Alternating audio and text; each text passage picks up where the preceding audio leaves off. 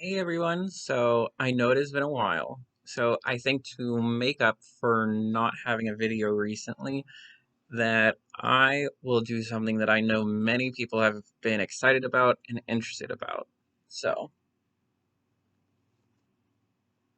today we are going to be focusing on queer theory in Mary Shelley's Frankenstein. And I apologize if I did not set it that you can now see it the right way around. But I may have forgot, so you can yell at me later in the comments. So, where do we begin? How do we talk about queerness? So, I'm going to begin by saying that this is all something that is fun and creative. This is in no way me saying that Mary Shelley is trying to convert anybody into the LGBTQ plus community. But this also tells a fun story about what it means to be yourself and the harsh realities of what it means to be an LGBTQ plus individual. So, with our light set for the special mood for a horror kind of movie, let's get started. So, where do we begin with this tale? Well, I guess we should say at least what the story is about, in case you have not read any of the books that have been created since Mary Shelley's Frankenstein, or one of the huge plethora of movies that have been produced just to try and depict what Mary Shelley's Frankenstein is. So, Mary Shelley's Frankenstein is told from a third person's point of view. In fact, we don't even get an eyewitness account. Rather, Mary Shelley's Frankenstein is a story told about a story. In fact, we start out that we are in no way, shape, or form even near where Mary Shelley's Frankenstein takes place. Rather, it is the tale told to us by the narrator, as he has not actually been involved with any of this. So, we find out about Frankenstein. Now, Frankenstein is not the monster. Let's be very, very clear. Frankenstein is the doctor who actually creates Frankenstein's monster, who we're going to call Creation for the rest of this video. And if I mess up, you can keep a little tab down below and tell me how many times I messed up. So, the creation is made by Frankenstein, who pretty much is then the tale of what happens. How does Dr. Frankenstein react to his monster or his creation, as we're supposed to be calling him? And from his creation, how does not just Frankenstein react, but how does his community react? For most of you that have seen the thing, it doesn't end well. And as we're about to discuss, it's not a very nice sight. In fact, it is the climax of every movie that has ever been made about Frankenstein. So, from here, now that we kind of know the setup and how it is all told, where do we go?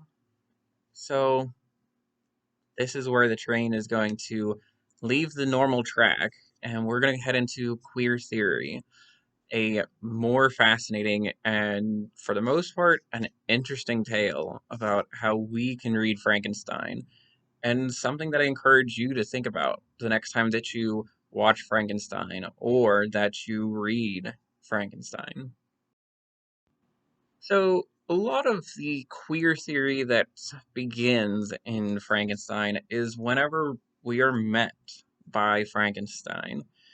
We are told about how Frankenstein does not just have any body parts come in. He commissions people to go out into graveyards, into places like that bodies are held, and get body parts, but they are the best body parts. And in fact, Frankenstein chooses over them wanting the best body parts. He does not just want any old leg or arm or forehead. Rather, he wants the best body. Very much this has been depicted as a gay man looking for all the best parts in order to find the perfect gentleman that he would like to have. And further into queerness, it is this creation of everything that is perfect, everything that is meticulously picked over, that his desires for the right body parts is something that is, though common in science, is something that is very easily read as a queer person trying to find the perfect partner or the perfect semblance of pieces in order to find the perfect individual for them. Now, as we shift from Frankenstein to his creation, something else very rapidly comes up. Whenever Frankenstein first flips the switch, he is not very happy with his creation. In fact, it very explicitly states that rather than the awesomeness that we see in a lot of the movies, his first time meeting his monster, he is terrified. In fact, his creation is something that he ends up killing the first time. He is absolutely appalled by what he has created, and this very thing that he so greatly desired, this thing that he assembled, is not what he wants. So, in many ways, he throws it away. But he then creates another. This time, it's something that is a lot more, we'll say, human. Whenever he created his first creation out of all the same body parts, we see a creation that is terrible, something that does not communicate, something that is in many ways helpless. The second time, though, we see this perfect creation come to life and it understands language. The multiple times of his creation coming to life, Frankenstein can see that there is not quite something human there, but it's close enough that he has gone from being terrified to he's actually interested in his creation. It is something different. Now, as the story goes on, we see other parts, things that oftentimes gets queer coded. Now, really quick, I will explain what queer coding is and everything before we go any further, in case anybody does not know. So, queer coding is whenever there is what I like to call under the table messaging. Something that you never directly state, something that is not slapped down onto the table. Rather, it is things that are underneath, things that are inferred based on readers or on scholars, simply because it is something that they find something similar to reality. Something like two characters of the same sex living in the same house, or a character that looks kind of strange for a woman, especially for the time. These are oftentimes characters that are queer coded, oftentimes being said that they are gay or they are transgender or there are a plethora of things in the LGBTQ plus community. Characters that their entire life they spend alone. Characters, even here in Frankenstein, that seem a little different from what we might expect. The creature, as we then are told, shows this a level of intelligence. This perfect creation that Frankenstein has created is something very much what a lot of children that are LGBTQ plus identify with. This perfect assemblance of parts and things that were meant to be something else turn out to be a queer person. Now, not to say that LGBTQ plus people are monsters, but for people who are conservative, people that are religious, it very much is. the reaction that we see in Frankenstein to his creation is not uncommon, and it is far from something that is, you know, unheard of, especially in the LGBTQ plus community. Many gay and lesbian teens find harassment within their own family, and transgender people have one of the highest rates of being killed by their parents simply because of who they are. So, this is kind of where things begin to change. Frankenstein's creation asks him to may have a partner made for him. The final step in being human is simply being able to reproduce or simply just having somebody to love.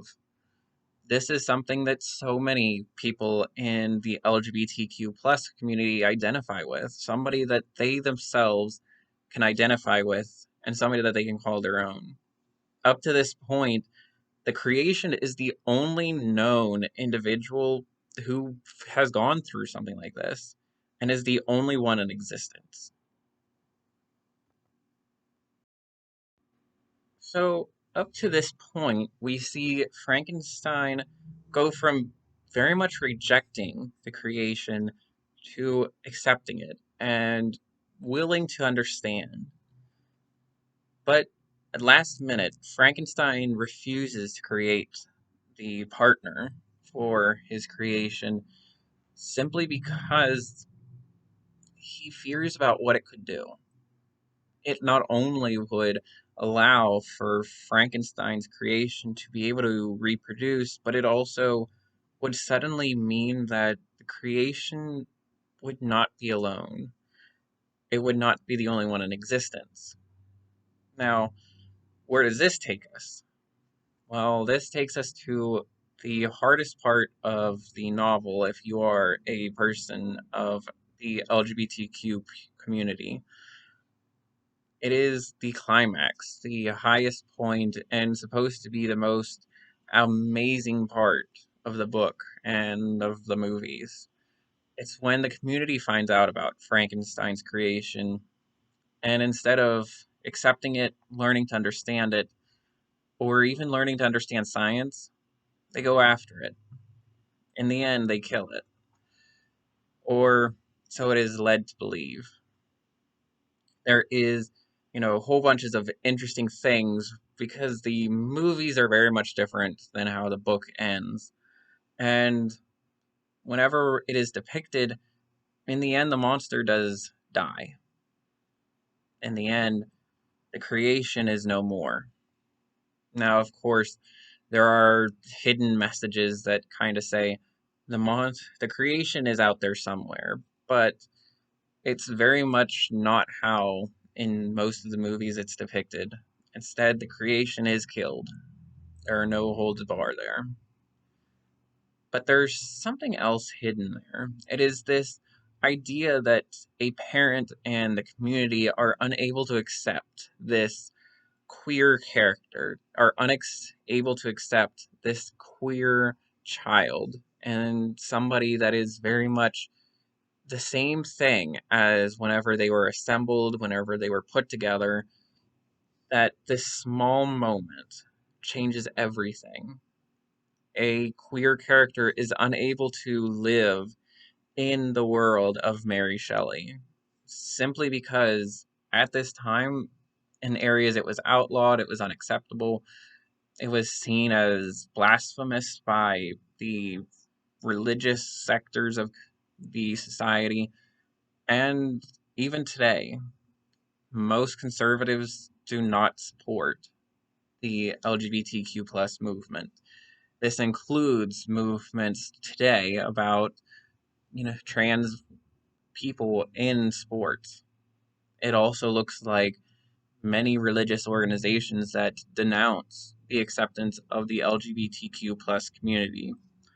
Within my lifetime, I have seen everything from sodomy laws to things like same sex marriage be very trivial. And today, those are still issues. Throughout the world, this tale of Frankenstein is not an unusual tale for many people that read it and see a queer selves inside this tale. But we have gone about 150, 200 years since Mary Shelley wrote her book. And there's another more interesting book that we can look at, not just to understand queerness, but to understand queerness in a different way. Queer coding in the Americas, something that has always been here, but has also been outlawed, then made legal again, and is coming to the forefront of understanding about what it means to be an LGBTQ plus person, as well as what it means to be somebody outside of the norms, as you might say.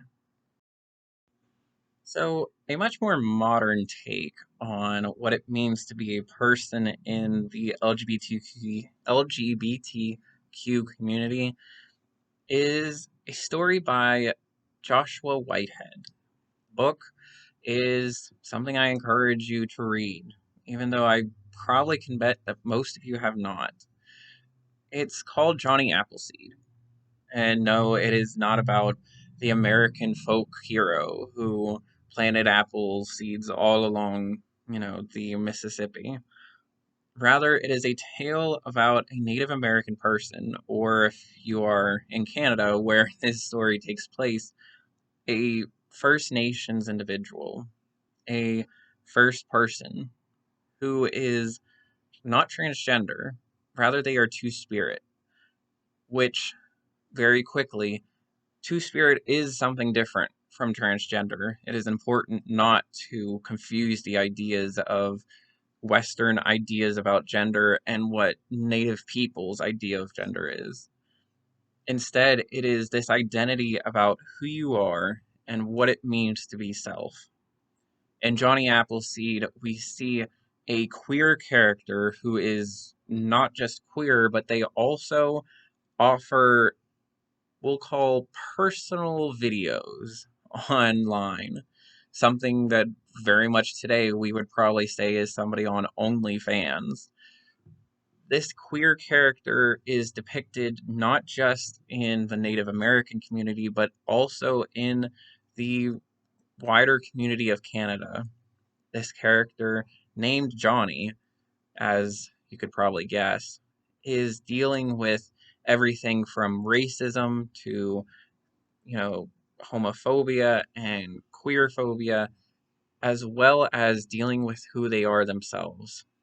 It is a story that jumps around a bit, but it tells the story of what it means to be queer in the Americas today, what it means to be somebody that is outside the norms. Now, I don't want to spoil this book for you. In fact, if I get enough encouragement in the comments down below, I will happily do a book review on this one as well, and probably something theoretical on it as well. But it is important to note that this is something that is important, something that is extremely vital for us to understand queerness is not just to understand what it means to be gay, but it also is important to understand what it means to be somebody of two spirit, or somebody that is outside of the four letters that we say every time we think of queerness. To understand something like Johnny Appleseed, or to understand Mary Shelley's Frankenstein, means that we have to understand what it means to be queer both today and yesterday. And in the end, we have to show support for these people. And of course, what it means to be a parent of an LGBTQ plus individual, showing love, support for them, as well as the wider community. These stories and books are important because they depict these tales. So, as always, I wish all of you peace, love, and joy. And if you have any recommendations, put them down below.